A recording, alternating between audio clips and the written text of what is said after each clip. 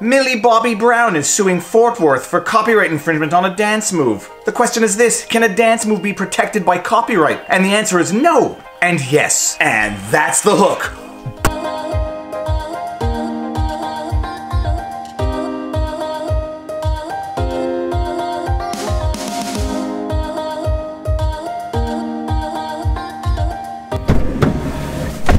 Can a dance move be protected by copyright? The only reason the question sounds silly is because of the way we're using words here. Who are you on the phone with?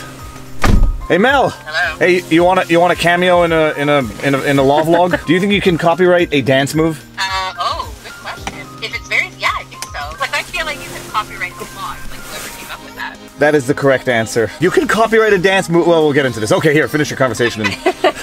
You should have been a lawyer. She should not have been a lawyer. Copyright everything. I'm copyrighted. Oh gosh! So the short answer is yes. Dance moves, more eloquently referred to as choreography, are protected by copyright. It was added to the United States Copyright Act in 1976. It's specifically protected by the Canadian Copyright Act. They refer to it as choreographic works. The confusion with the question arises from the fact that we're using language somewhat ambiguously. People are asking, can you choreograph a dance move, referring to the move sort of like a chord within the context of a song? And the obvious answer to that is no, you can't copyright a chord. You can't copyright C major. You can't even copyright C major progressing to F major, but you can copyright a song, which is a series of progressions of chords or notes. So when people say, can you copyright a dance move, they're sort of thinking dance move in the sense of a chord, but they're also sort of thinking a dance move as in a choreographed work, which is itself protected or protectable by copyright. But then the question becomes, when does the dance move cease being a simple move in the sense of a chord within a song and become a song within itself, a choreographed work? Oh gosh, the camera's going down. Oh gosh. Okay, and why are we talking about this? 2 Milli, who is a hip-hop artist that I had never heard of prior to this, is suing Epic Games, the creators of Fortnite, because in the game where those characters do these silly little dances, and I don't know what it is and how it works, because I tried to play Fortnite, but I could never win because I'm always playing on my iPhone, and I can survive by not getting killed, but I can never actually win because I could never kill anybody on my iPhone. So I gave up on the game. Where were we? Yes, 2 Milli is suing Epic Games for allegedly stealing his dance, which is apparently known in the industry as the Milli, or something like that. And now the question has been brought to the forefront as to whether or not you can copyright what is being called a dance move in this context. The question is whether or not that move is itself sufficiently choreographed to constitute a work of choreography that is in fact protected by the Copyright Acts of Canada and the US. Now, it's not the first time that this question has been asked. In 2011, Beyonce got in trouble with a German choreographer named Anne-Theresa de Keersmaker, someone will correct my pronunciation, for using some of her choreographed dance moves in a video called Countdown. I was not into any of this in 2011, so I'm only learning about it now as I do the research for this video. At the time, the question was, does copyright protect certain movements of dance? It's settled law in that the answer is yes. Choreography is protected by copyright, but in order to be protected by copyright, certain things have to be done to protect the original work. The most critical thing that has to be done is that the choreography has to be fixed in a tangible form. Now, what does that mean? Typically, it means recorded. It could also be written like music on a sheet, where you say like pivot, dance, pause, turn, step, pause. I said step, pause, turn, pause, pivot, step, step. Not step, pause, turn, pause, pivot, step, pause. Oh, shudder.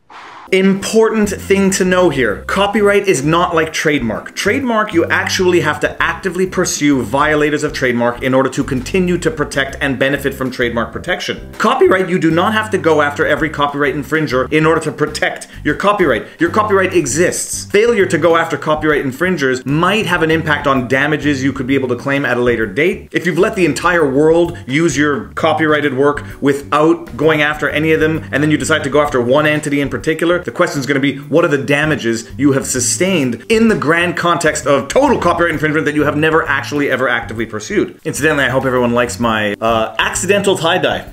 I did this. I actually kind of like it though. I think I might keep it. Oh yeah, look at the flames! The flames! So the dance moves, or the choreography, can be protected if it is fixed in a tangible medium of expression. It is a very high evidentiary threshold that that 2 Milli is going to have to prove in order to have any reasonable chance of success on the copyright violation claim. Is his work sufficiently unique, or even unique at all? Is it a move? Is it a choreographed piece? Was it documented? Was it his to begin with? Some people might say that his signature move is actually really just the robot or a variation of the robot, maybe just a little bit faster or looser. And then, you know, the question is this.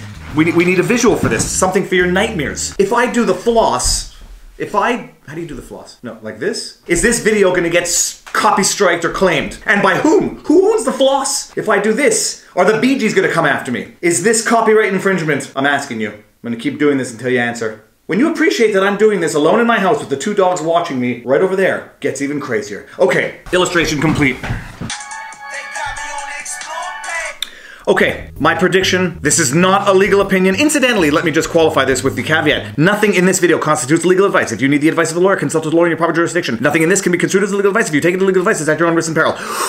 Okay, and while we're at it, by the way, like, share, subscribe, hit the notification bell. The like button is the thumbs up one, there. Next to it is a thumbs down, skip it. Over that one, I think there's a share button, which you should probably hit, and the subscribe button is on the bottom corner of the screen. And if you want to get notifications, hit the little bell. And where was I? Yes, that's right, 0 chances of success. The only chance of success that 2 Milli has in this file is an out-of-court settlement, but I don't think Epic Games is gonna open that Pandora's box, because then they'll start getting sued left, right, and center by everyone who thinks their dance move has been stolen in the dancing figurines of that game. Now, concretely and seriously, why do I think this claim is not going to succeed? The dance move itself, I'm not sure can be qualified as a choreographed piece. It's not clearly performed the same way even from one scene to the next. Having watched the video, to me it just seems to be a variation of the robot. And even from watching the video, there's clearly a part in there where they are imitating the robot. And the bottom line is, it's a movement of the body. It is not necessarily itself a choreographed work that the Copyright Act was intending to protect. Proving that that is itself an original work, I think would be very difficult. I'm not the best of internet sleuths, but even on a superficial review of it, it looks like the robot, but one can always try. The worst thing that happens is you lose,